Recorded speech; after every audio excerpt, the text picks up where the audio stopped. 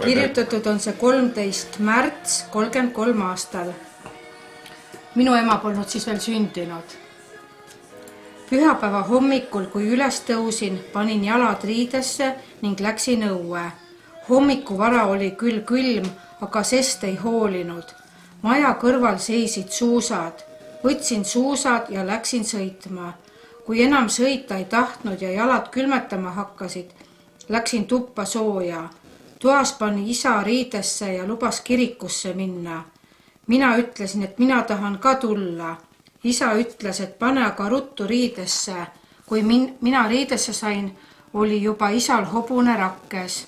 Sõit algas kirikusse. Kui meie juba kiriku lähedale saime, lõid kellad.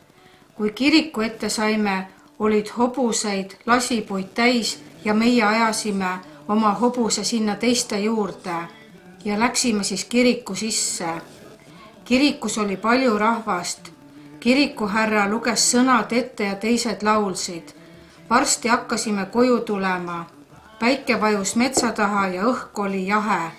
Varsti pimenes ja pühapäev oli möödunud. Et käidi siis hobusega kirikus, aga nad läksid siis isaga kahekesi, vaata.